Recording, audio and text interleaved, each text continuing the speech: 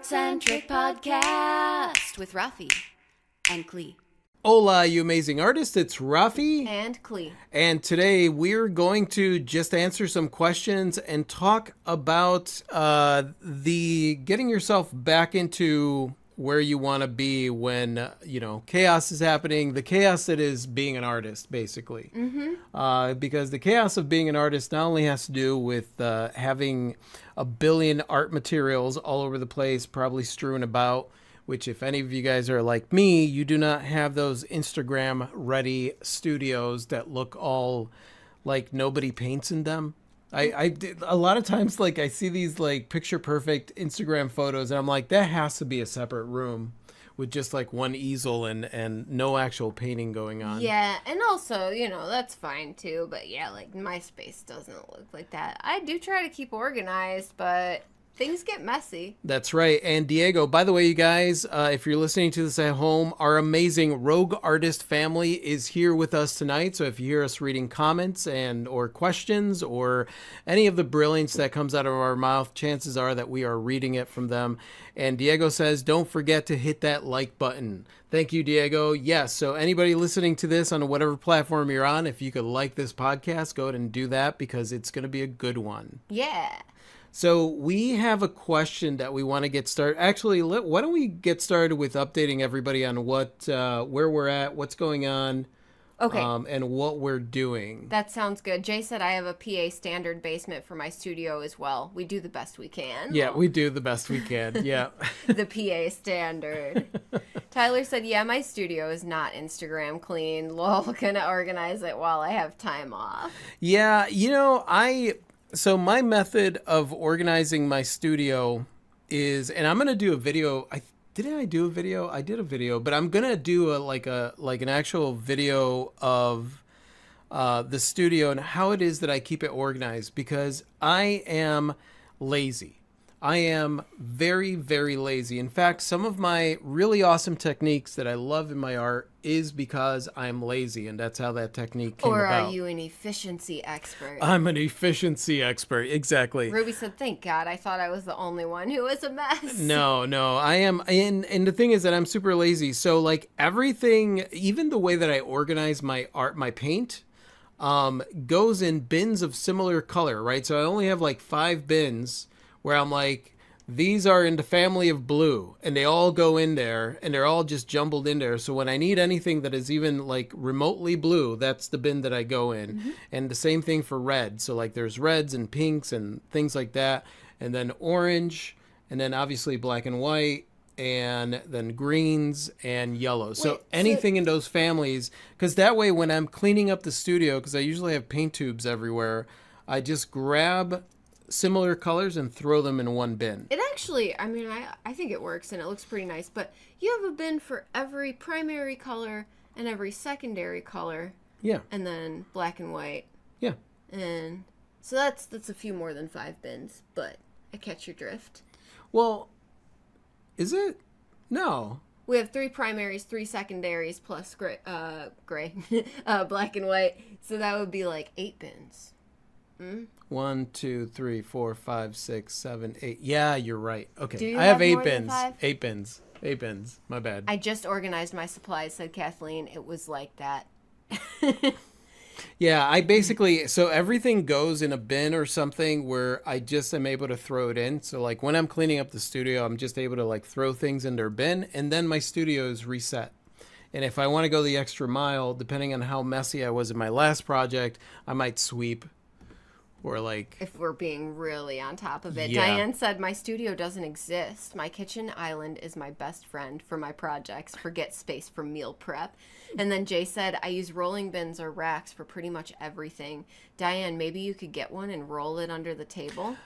Rolling under the table is great, Jay. I love that. That like I actually, because I build all the furniture or like buy like used furniture and like add on to it in the studio, I tend to like the idea of being able to expand my table space by having bins that have a top that are able to roll underneath something else. So then it's just added storage and it becomes another surface for me to work on in the studio. And you usually, so like Ruffy will build a bin out of wood, scrap wood, whatever he's got, and then we are frequent purchasers of casters from Harbor Freight, and so everything is on casters. Yeah. They also sell rolling carts for really good prices at Harbor Freight. They do. They if you do. just need to get one. Yeah, Harbor Freight is an artist friend when it comes to like just random studio supplies. So is the thrift store. Thrift stores and secondhand stores that have like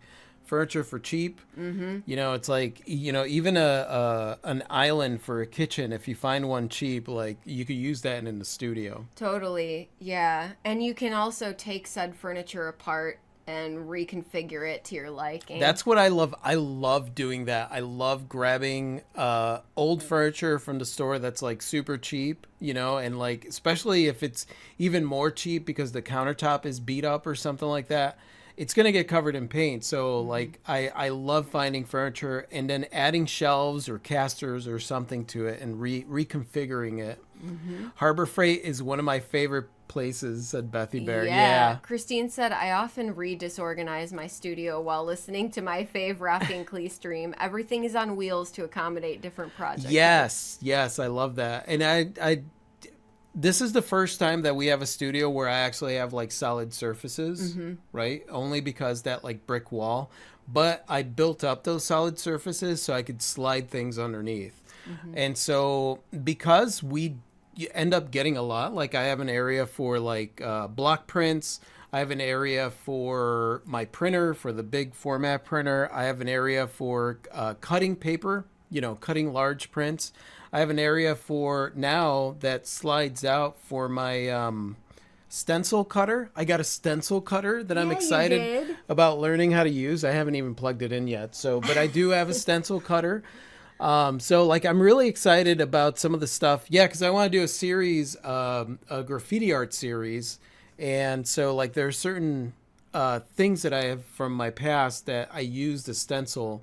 Now, back in the day, it was cutting out the stencil. But I hate cutting stencils. Like I said, I am lazy.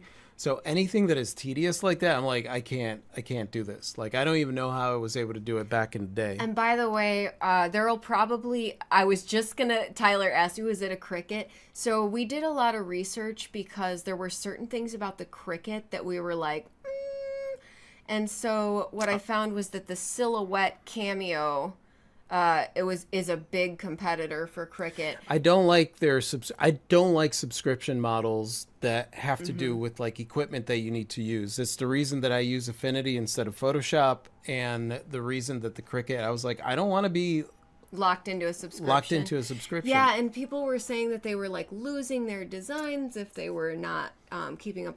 So we got the Silhouette Cameo. I forget which one it was, but I'm sure that Rafi will end up doing a video about it. Yes, once I learn how to use it, I will do a video. There's plenty of videos online, but I wanna show how I'm gonna use it, which is gonna be slightly different than what most people use a stencil cutter for. Artist Marty Lay said, my studio isn't Instagram clean, and I don't start sessions with an Instagram calming cup tea when I paint. It's time to clean when the table's so chaotic. I dip my brush in my coffee mug. I agree. That's where I get to. That's the reason that I say I reset after projects, because I'm working on a lot of projects at once. And there always comes that point in the studio where like I'm done with things, and then I look around and I'm like, geez, like I can't get anything started because it's not walkable. Like there will be like towels on the floor and like, you know, brushes, but you know, instead of like washing my brushes like you should after each session, which would be ideal, which is one of the reasons that I don't majorly use oil, I put them in a bucket. I have a water bucket. Mm-hmm. And then when that water bucket fills up with brushes, I grab another bucket and fill that one with water, and then fill that one with brushes. And a lot of times after my projects are done, I've got like 5 buckets full of brushes all over the studio. And I'm like, and then I have to, then instead of just cleaning 1 bucket of brushes, I have 5 buckets of brushes to clean. And the only reason I don't leave them down there is because it will attract bugs. and it smells pretty toxic after a while. There yeah. are certain bugs that seem to really like the smell of paint. Lisa said, "Hi fam. Oh, live long and prosper." Hi Lisa. Oh, Hi, I Lisa. couldn't do it. My fingers wouldn't do it. Jay said, "Harbor Freight, Big Lots, and dollar stores have been a lifesaver for me. Just got my first display bins for vending at Big Lots for really reasonable." Oh, that's awesome, Jay. Yeah, yeah. And Kathleen said, "Michael's blowout sales, all the storage tools." Michael's always has great blowout sales. We don't have a Michael's here. We don't have a Hobby Lobby, but we have a Joann Fabrics, and obviously I have Blick online. Blick is everywhere. Blick for is you. everywhere. Yeah. And there's a Blick close to Pittsburgh, which I am dying to visit, and I'm going to do a video about visiting Blick. Yeah. Blick used to comment on my videos. They haven't commented on my videos for a while, so I'm going to reach out to them and tell them that I'm going to do a video About going to their store. Yeah, because Blick actually loves me, and I love them. That's nice. Don't be jealous. Like, yeah, I don't love them like that. No, You know I get what I'm that. saying? Yeah, no, it's special. Yeah, it's special. Heidi said, "I have a Cricut and I don't pay for any subscription from them. You can use them without any payment." Oh, great. That's great. good. That's very good. Yeah. Diane said, "Hi, Zara." Diane said, "Oh, I hear you. I can't keep myself from doing 10 projects at once because I need that kind of mess and stress in my life." That's how it is. That's how Gail it is. said, "I'm getting ready to go on a house sitting petting job for 6 weeks, so my studio is a mess. Trying to see what I am packing to take with me. I am not traveling light." You know what? That's fair because 6 weeks is 6 weeks. 6 weeks is 6 weeks. When we went on our, we have the adventure videos up on our YouTube channel. They're going up on our YouTube channel right now. And during that adventure video, I had a Pelican box, right? Because I thought, it would be a good idea if I stick my art supplies in a really heavy box that I have to like drag out of places. Yeah. And it's going to be a lot of work for me to do anything because it's not like all these places that we're going to stay at have stairs or anything like that. None of them. No, none all of of them. them had stairs. Yeah, all of pretty them much. had stairs. So like I did that. So what I would say is make sure that the mode in which you put your art supplies in is light. The art supplies themselves don't need to be light. Yeah, that's my only advice out of that. I'm actually planning on building. I want to build my own artist plein air box, right? That has a spinning easel attachment that comes on it. So Yeah. I've been sketching out ideas for that, and that's one of those things that I want to, obviously when it comes to the spinning easel, like it's people are like, you should patent that thing, and I'm like, I don't want to sell spinning easels. I want to sell art. I want to create spinning easels so I could create art on it, and I'm willing to share every single idea or any plan that I do when it comes to any kind of studio equipment. So Indeed. Diane said, "Love Blick. There's one near me. I'm an affiliate." That's awesome. I need to be an affiliate for Blick. Why are we not affiliates for Blick? I think you are. Okay, I gotta I'm look pretty into sure that. You are. I gotta look into that. You just forgot. I need to be way better at the way that I monetize myself.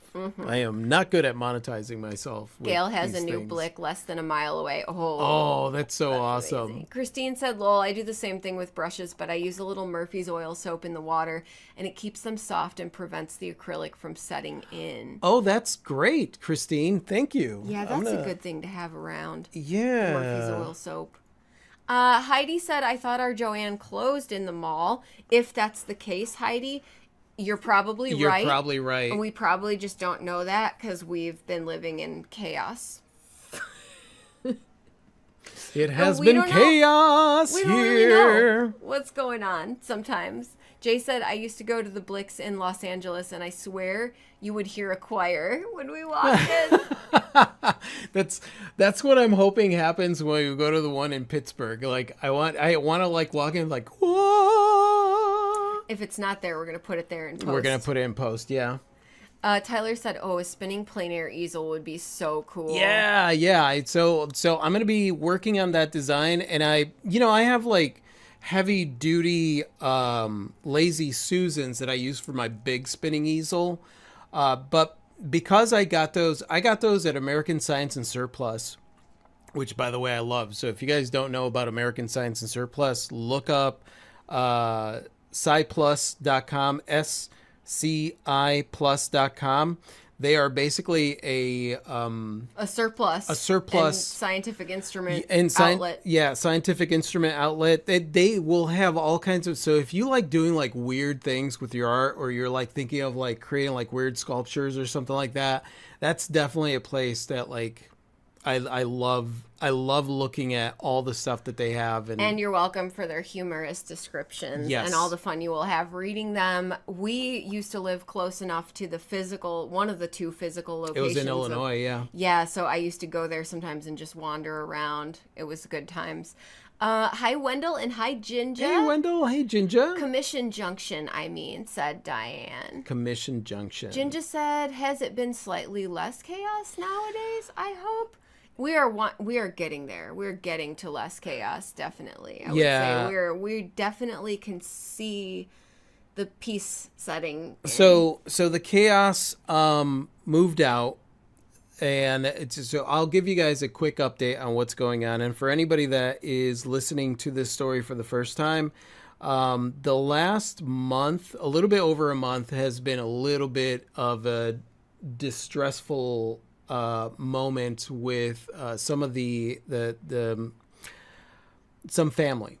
Some family, and unfortunately it got to the point where things got pretty hard, so people moving out needed to happen, and so that became a little bit stressful. There was zero communication for like the entire month, and then I reached wit's end, and I was like, well, it's going to happen this day, and you know, if I need to take legal action, I will take legal action. And then they moved out. You know, So there was finally communication, and yeah, so we are clearing our space and like getting back to us and all that stuff.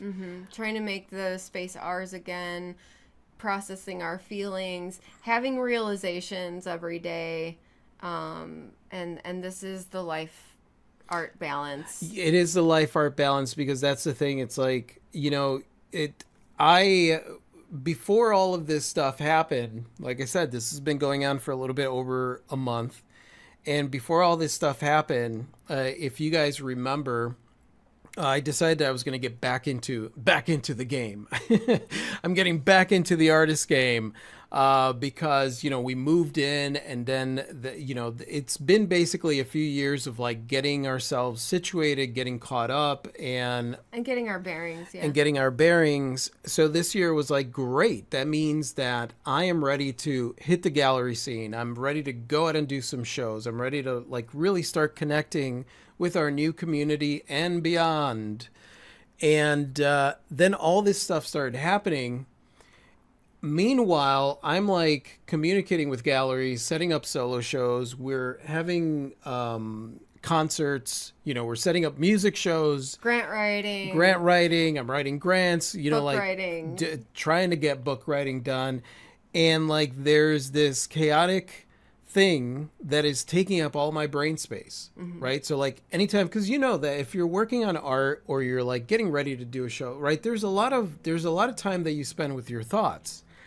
And if it's gotten to the point where anytime your thoughts are quiet, you're thinking about some kind of drama or some situation that's or going on, damage control or maintenance in the household. yeah, then it becomes like, you know, it starts to get very distracting. So a good example is this morning Clea and I were talking about it, and we talked about like the last month, and we were like, what? I actually had said that, so for the 8 months that someone was residing here with us, I looked back and I realized like we did everything. We managed to do all the things, but when I look back at it, I don't really have any idea what we've done, because my focus was a lot of times very split, and I was able to like laser focus when I had to, but it's all kind of been a whirlwind. And I think so right now we are kind of giving ourselves the grace of like cleaning, resetting, and processing like what has happened this year so far and even the end of last year.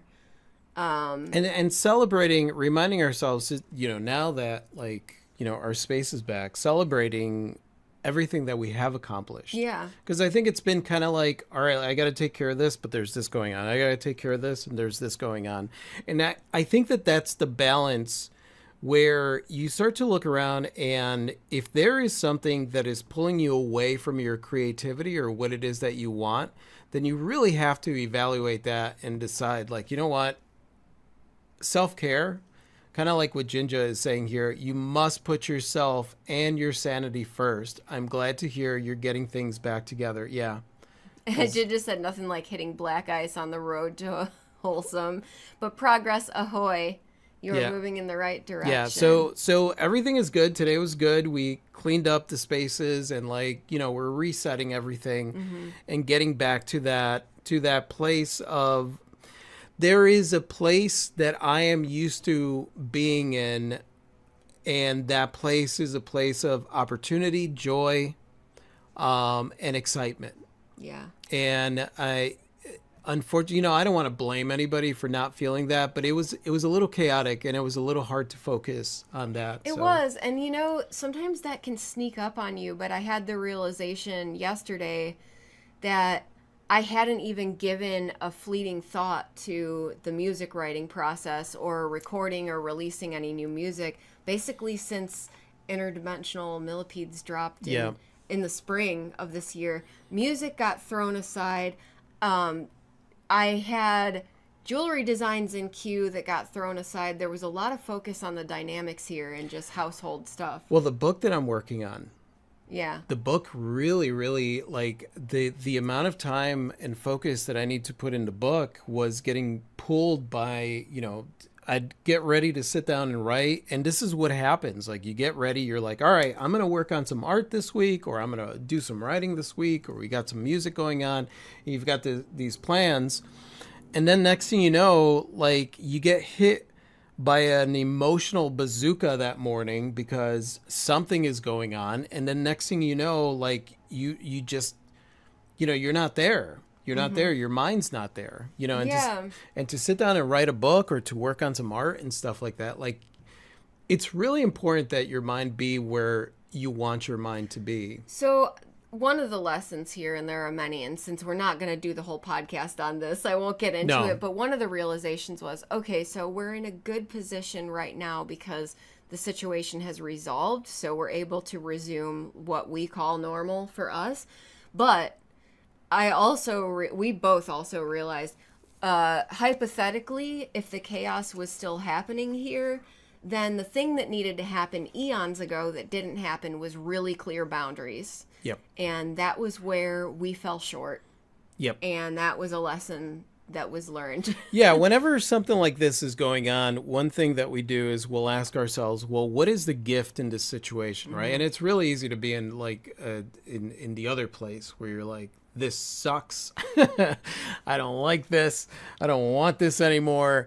But like, it's like, it's fine. I don't want this anymore. And this is going to end. But what was the gift from the situation? What did I learn about myself? Right. Not even like, what did I learn about other people? Because it's really easy to misdirect stuff to other people. Like, what did I learn about myself? And what I learned about myself was that I didn't set clear boundaries. I didn't make it very clear. Like, this is our house, this is our sanctuary. This is a safe place for us. And this is also a drama-free zone. And this is a place where communication needs to happen. Exactly. And if we can't do that, then we need to figure something else out. Yeah, exactly. Yeah. So we've learned a lot out of this experience. So on the one hand, I'm like, this sucked and I don't want to experience this again. But on the other hand, I learned something about myself that really I think is going to aid me in making sure that stuff like this doesn't happen again. Because like Jen just said, You gotta take care of yourself and your sanity, and that's what comes first. Especially if you're going to be trying to balance something as crazy and chaotic as being an artist and putting yourself out there, because this whole thing that we do is, I want to say 95% of what you do as an artist is emotional work. The 5% is the painting and putting it out there. Everything else is emotional work. And I would say something I've learned is sort of like pervasive through the creative community is like, if any of you are out there and you are being overly agreeable and you are being pulled in too many directions and you are silencing your own voice in order to keep some peace, sometimes you got to start standing up for yourself, saying no, setting boundaries, using your voice as a form, like doing that form of self-care, right? Because even with artist opportunities outside the household, like a lot of opportunities can present themselves. And I think sometimes that whole being overly agreeable or eager to please mentality can get us in a lot of trouble. That's really important, especially when you're dealing with businesses that maybe are not there's a lot of art businesses out there where there's a lot of respect and love for the artist, but there's also a lot of businesses out there that kind of see, you guys are familiar with that, where like there's this perspective that's like, oh, it's just an artist, or it's just whatever, it's just a thing that they created. And it's important to set those boundaries and in some cases educate people in a way where it's like, oh no, this isn't, maybe you've dealt with, because that's the problem, is that some people have been trained into, for example, asking a donation because artists are desperate to get their stuff out there and, aren't sure how, because they've overthought it.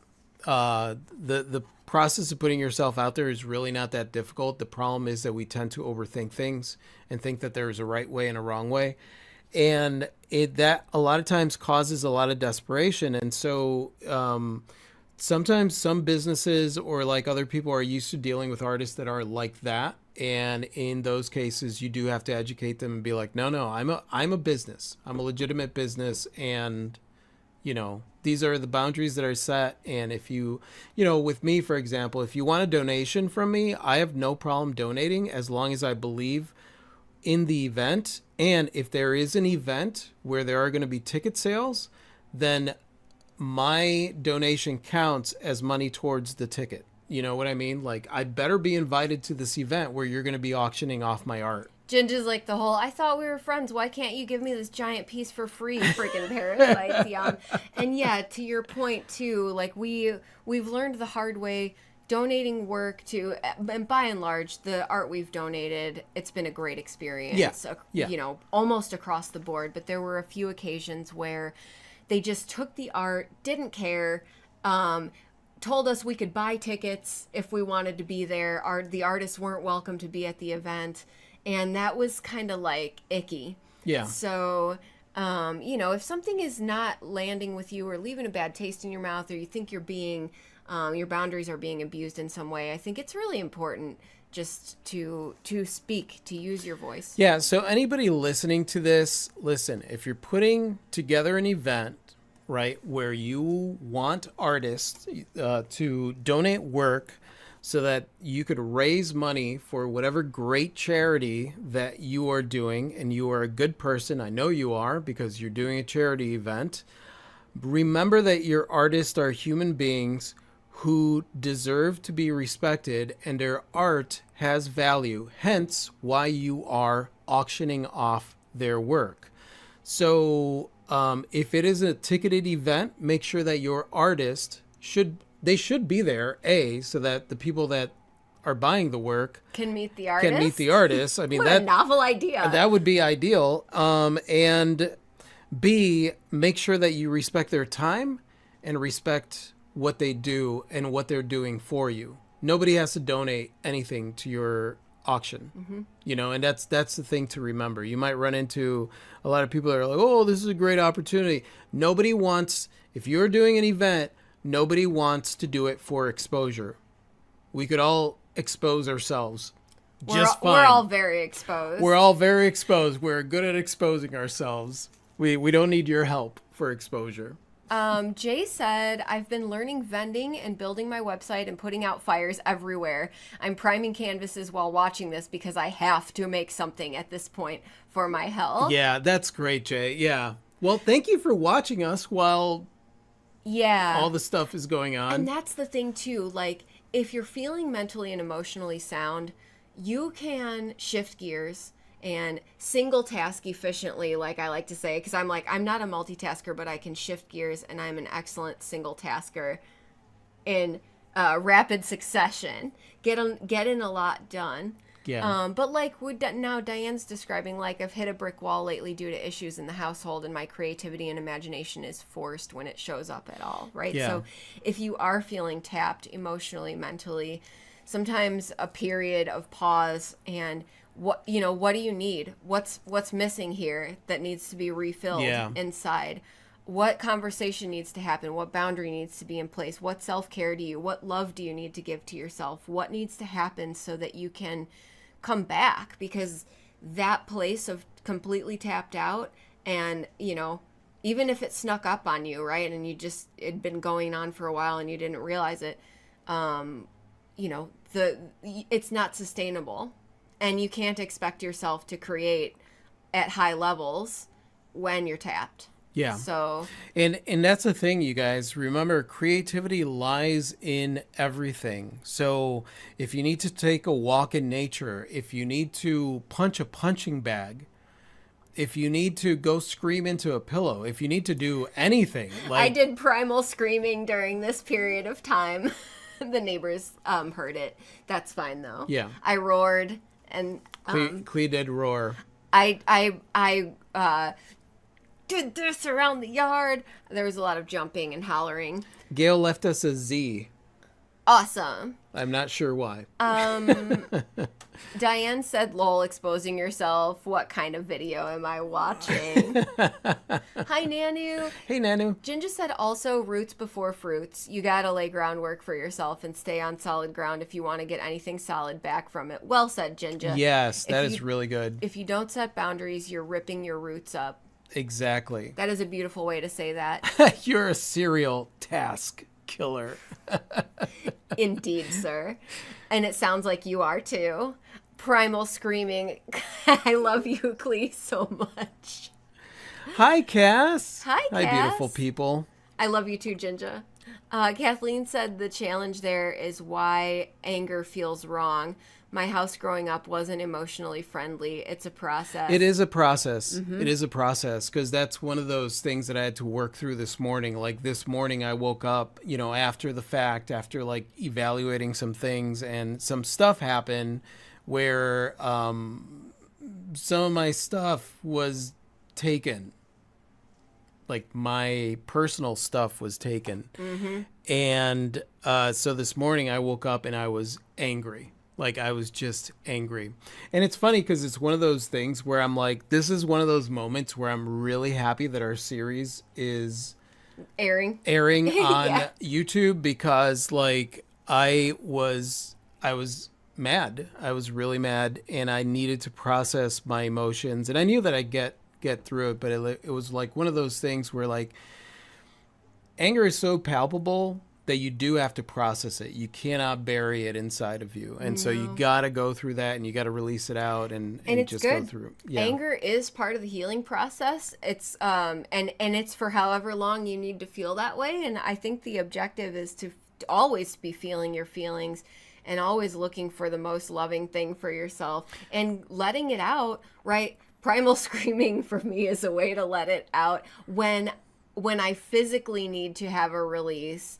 Not just necessarily emotional processing. I think you have to physically you got to give yourself a way to physically have a release, because I relate to that, Kathleen. Like, I grew up, I was that kid that was like, one of those kids that it was like, he's so quiet. It's like, you forget that he's there. He's such a good kid. And really the reason I was quiet was because I was constantly walking on eggshells, because,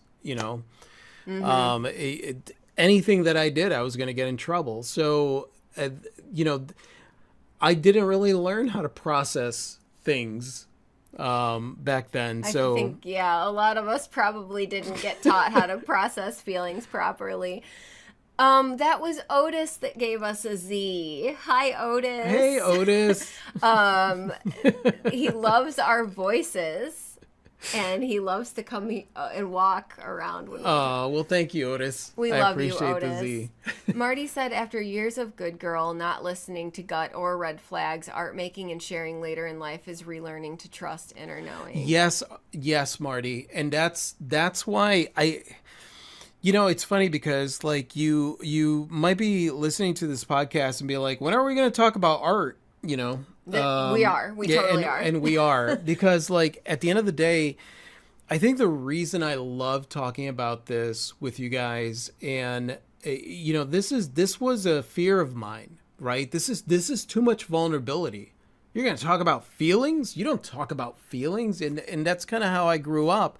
And as an artist, realizing that like every moment of everything that I do in this art career, whether it is even with music, anything creative, we have a gig and we're playing at a show, and I quit the band 6 times because I am terrified. I am terrified of getting up on stage. I'm having an art show at a gallery. The reception is on the 11th. I'm already preparing for large crowds because I'm socially, I'm I am what would be considered an introvert, but I'm not. I'm somebody that is able to work through that, but I do have to prepare myself emotionally. None of this stuff was stuff that I learned. When you're creating artwork and you're pouring yourself onto canvas, and even if you're deciding, oh, I'm going to do something different here than what is normal, and you put it out there and you get that rejection for the first time, like that's the thing. Normal doesn't really deal with what we deal with day to day. Normal is you go to work, you try to do a good job, you do what you're told, and maybe you get a raise that year, or maybe you get a promotion if you do a really good job and somebody else is fired or quit or whatever. And like you're just kind of going through those processes every day that are already laid out for you. Whereas for us, we don't really have a roadmap. We are just following what is going on in it. Every single neighborhood is different. Every single community is different. Every single artist is different. All the art is different. Every event is different. And so like you're constantly navigating this whole thing, and you have to be able to like read yourself and read people and know how you feel and process your emotions, because if not, you're going to fall flat. And that's the biggest, whenever I get somebody that's like fighting me on this and they're struggling in their art career, I'm like, yeah, because you're not processing your emotions. You got to be able to stand in your own confidence. And the only way to really stand in your own confidence is to process all the shit that you're afraid of or that you're afraid of dealing with, because it's what's keeping you small. If you're staying small, or you think that you're staying small, it's because you're not allowing yourself to spread your wings and just be who you are.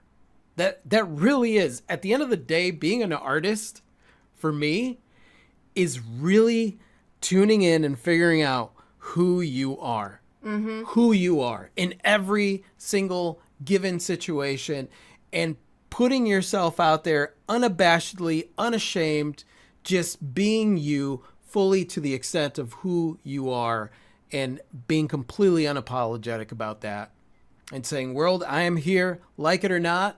Like my artwork, don't like my artwork, here it is. Like me, don't like me. Like me, don't like me, here it is. And every single one of these moments, every single one of these situations that we go through in life are the things that really speak through the artwork that we create.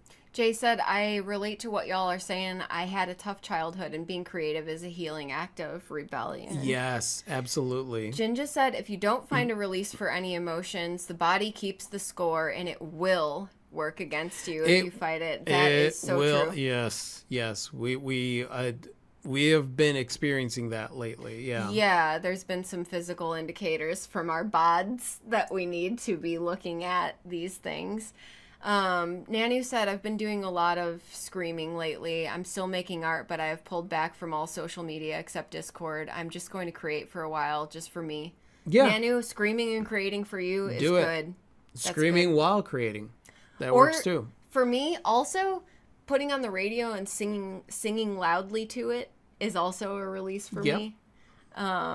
Kathleen said ambivert. We can do both, but it can still be draining. I mean, it's all draining. It's just life. There are social situations. I agree, Kathleen. I actually like the term artrovert, for artist. It's simply because I came up with that. Indeed, sir. Yeah. So, but yeah, we're just humans. There are social situations that I thrive in, And then there are some that tap you. There are some that tap me. And that's really just, it's kind of like back and forth. So like, I know, because I'm learning, I can't say that I know myself fully, but because I'm learning how I am in certain situations. So it's just kind of like a course correction and figuring out. But like with this show in particular, I know it's going to be busy. I know there's going to be a lot of people. I also know that the weather's going to be hot. It might be hot in the gallery, so I need an escape. So we're going to get there like hours early and basically figure out the strategy. What the strategy is going to be. Mm-hmm. Most definitely. Jay said, I think of it as a battery. If I don't know I need to charge it before, it won't be ready, charged up to interact with people. Yeah, exactly. And you want to be prepared. You want to know yourself. I feel like any interaction, there are people that you're going to hang out with that really like fill your cup, right? You kind of fill each other's cup. Mm-hmm. And then there are people that you're going to hang out with that maybe you start to feel drained, and you can feel it during the conversation. Mm-hmm.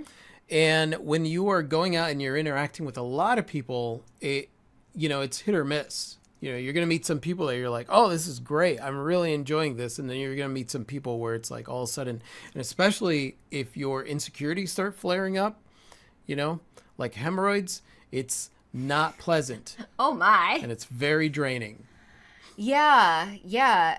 Most definitely. It absolutely, like if I'm running a background program in my brain jar that's like analyzing everything from a place of like nerves, I know I'm going to be like, well, let's get to Jack Stitch's question. Okay, yeah, and if we need to do another podcast where we talk more extensively on this question, then we definitely can. But let's at least get into this question because I love it. Yeah. Dealing with chronic pain is exhausting. Oh, yeah. Yeah.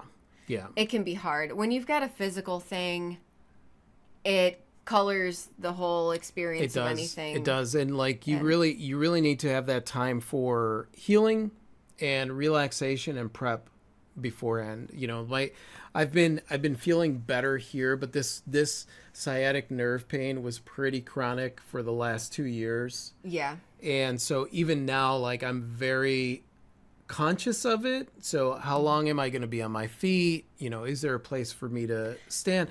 Is there a place for me to stretch and get away from everybody? And also not feeling shame around the idea that you need to make a plan or that you need to consider these things. I think one of the things I'm realizing as I've been dealing with some physical stuff lately is I was feeling a lot of shame around the fact that I needed extra levels of planning in order to just be able to go do something. And I was feeling really burdensome to him, even though he doesn't think I'm a burden. But it's this internal dialogue. So it's like you need extra levels of self-acceptance and self-care when you have a thing going on, physical, emotional, and giving yourself that grace to be like, it's okay that maybe I need a little extra to be able to do certain things. Yeah. There's nothing wrong with that. Heidi said, when talking to new peeps and winery and telling about my retirement from school to do my art full time, I've gotten weird looks and, oh, you're too young. But I know that this is the right choice, and I'm so excited. We are excited. I know that I am excited for you. And yeah, of course, there's going to be people. They're giving you a compliment, right? Yeah, they're giving you a compliment. Also, Sarah, I'm reading your comment. Sarah lost someone recently. Her nephew. I'm sorry, Primal Sarah. Screaming has helped to let it out. I'm so sorry, Sarah. Sorry, We're Sarah. sending our love. Yeah. It sounds like a simple thing, but sometimes that release can really help you process grief, even really big grief. Yeah. But our hearts are with you, Sarah. Nanu said AI is a big Nanu, yes. So I don't want to talk about AI. But I will say this. Take a look at Adam Conover's, everybody or Adam Ruins Everything. Take a look at Adam Conover's latest podcast on his channel on YouTube and look at the interview that he does where he's basically saying that AI is pretty much a big marketing scam. So take a look at that. Okay. I do love Adam Conover. Yeah, I love Adam Conover too. And, shout out to you, Adam. And it sucks what's going on social media with stuff. And I understand what you're doing as far as backing off, Nanu. You do what you need to do, but also don't allow anything. And I know I said this during the last podcast. Don't allow anything to control how you feel about the art you create and sharing it out there, because it's just a big giant pile of bull crap, and don't allow that to happen. Okay. But yeah, that's all I want to say about AI. I don't want to talk about AI. Beth said chronic pain sucks lots, but when I can make my brain hyper focus on drawing, it all goes away until I get up. Yeah. Jay said my disability is sciatica too. I feel you, and I know what can trigger it, but sometimes it's just random. Sometimes it's just random, and it's when I could control it, when I could control the outcomes, that's great. And there are times where I'm so distracted that I don't notice it. But I also make sure that I don't, in the beginning it was like, I used to be able to do, lift refrigerators and do what and all that stuff. And I'm like, you know what? I'm not going to punish myself because I'm having some chronic pain. Who wants to lift a refrigerator anyway? That sucks. No one. Just pay someone to lift it for us. Beth said shame is a big deal also, especially when you realize all the things you used to do and just can't do it now. I have not gotten to that complete level of acceptance, but I am getting better. Yeah. And that's basically the process. It's right? a new, there's the period of time where it's like, go, go, go. I'm going to do all these stuff. And then we get older and it's like the period of time where it's like, I really enjoy relaxation. So much. So much. I love it. Yes. Kathleen said Adam makes the world a better place. I agree. I am glad Kathleen. Adam is out in the world doing what he does, doing copious amounts of research and thinking and writing and then putting it out there. Jay said maybe us chronic pain peeps should create a thread to trade tips. That's not a bad idea, Jay. That's a good idea. Lisa said chronic physical issues are tough to deal with. Thankful to be reminded we pretty much all have them. Not that we all have them, but we know other people have challenges too, that it's not just me. It's really easy to feel, man. It's really easy to feel like you're the only one. It's really easy to feel isolated or like isolating because you have things going on. And it is good to know that like your peeps, your tribe, and your greater community, like we're all facing challenges. And yes, we can help each other with support and with tips to manage and all of those things. And it does feel good to know that your community understands. Most definitely. Ruby's like, I feel like being hunched over a canvas, knitting, etc. will create chronic pain over time for us artists. I mean, it's something that we have to be aware of. Posture is definitely a thing. We have to be aware of that. I just want to say to Nanu also, because Nanu said, I feel like my house was broken into. I'm sorry I forgot you don't like talking about it. We're by no means trying to make this little either. Like, I am truly sorry that you are dealing with this. And I really do, like, the pain you're feeling around it is completely valid. Yeah. And Nanu, and that's the thing. It's not that I don't want to talk about it. The problem is that if we get talking about AI, there's a lot of emotions that are around it.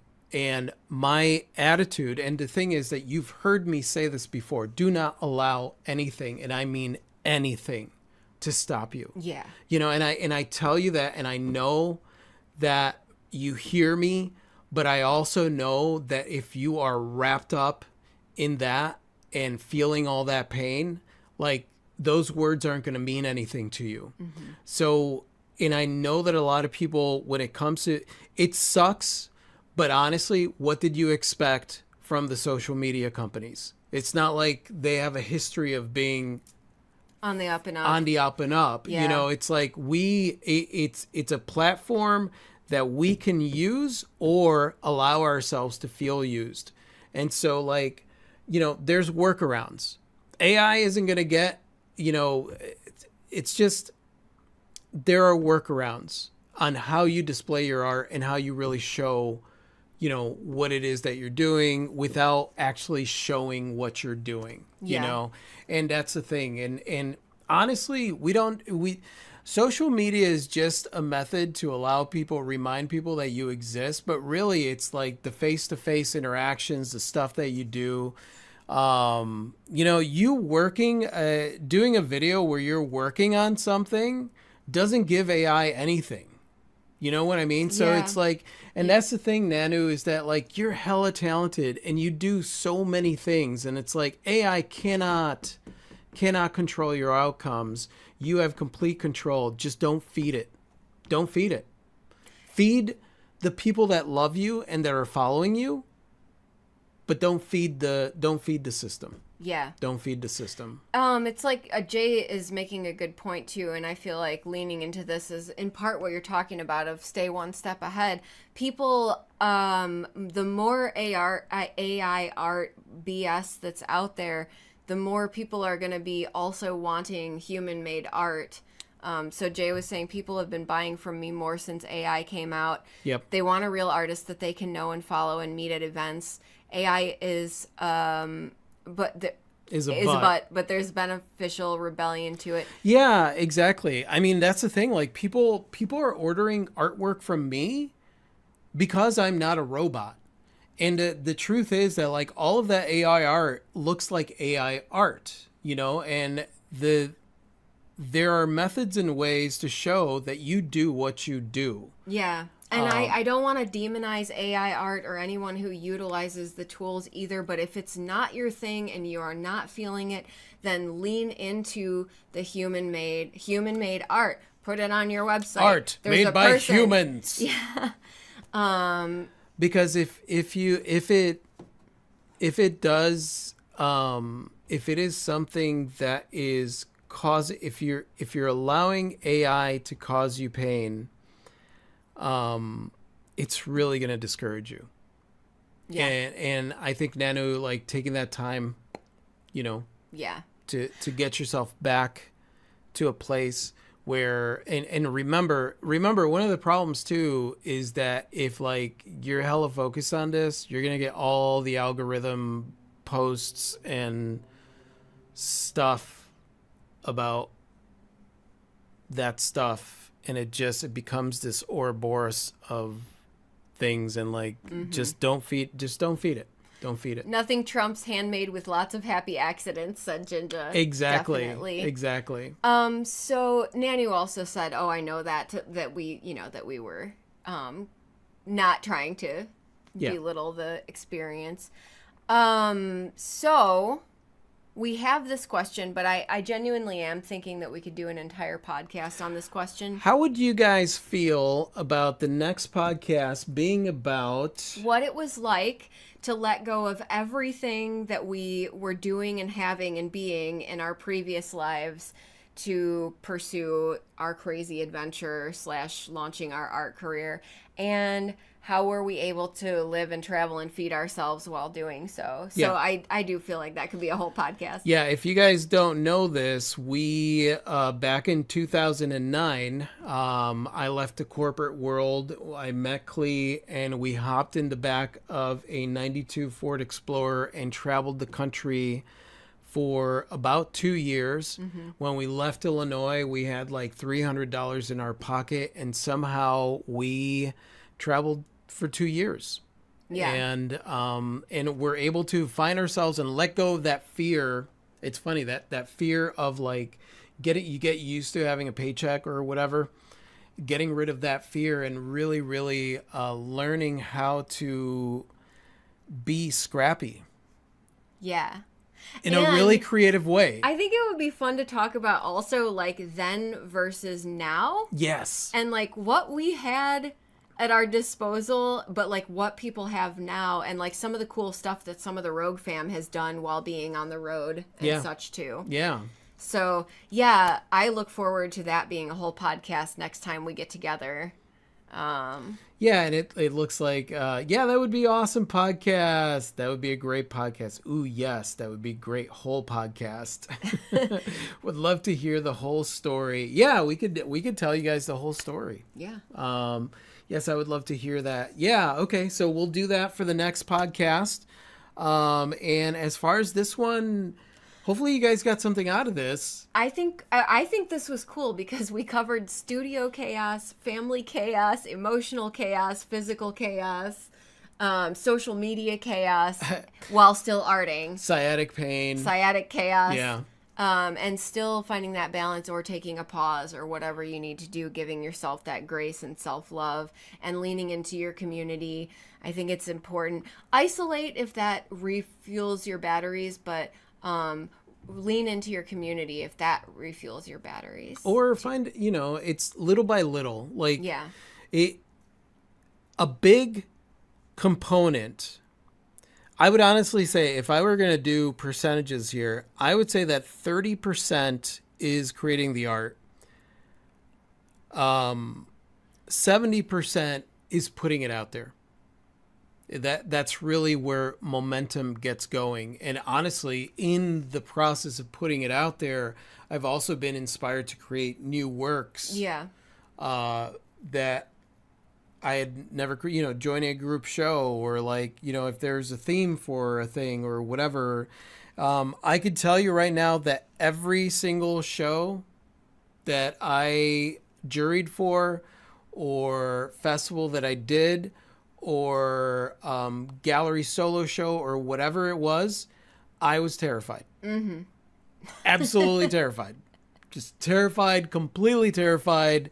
When we first started at the flea market, just doing that, like making eye contact was terrifying. So, yeah, Clee couldn't even say hello. Nope. A lot of you know that story. Yeah. Yeah. So but our road trip also helped with that because we were putting ourselves, we were out there. I mean, while we were on the road, we came out in a PBS documentary about Highway 1. And we had a radio interview on Conch Radio. We were interviewed on Conch Radio and played a song on Conch Radio. We got several music gigs. We did. While we were there. And this is, these are two people that like, maybe like a month earlier, somebody was like, you guys are homeless? You really should just go home. Yeah. Diane said the Clee beard is back. It's true. The Clee beard is I've got back. the light beard going. Jinja said, everyone please remember to give yourselves the time, space, and grace you need to heal and create. I think that is well said. Yes. Thank you, Jinja. And I thank you so much to everybody listening to this. And thank you to our Rogue Artist family for being here. You guys are absolutely freaking amazing and awesome. You make these podcasts so much fun. And so if you're listening to this, I forgot to end this. If you're listening to this and you like what you hear and you'd like to hear us do the talkie thing some more, whatever platform you're on, it might be follow, subscribe, or whatever. Go ahead and do that. Hit that button so that you could see us. We try to do one of these once a week. Sometimes we'll take a hiatus and like be off for a month, but we always try to come back. And other than that, I think it's time to say goodbye. good day then. Adios.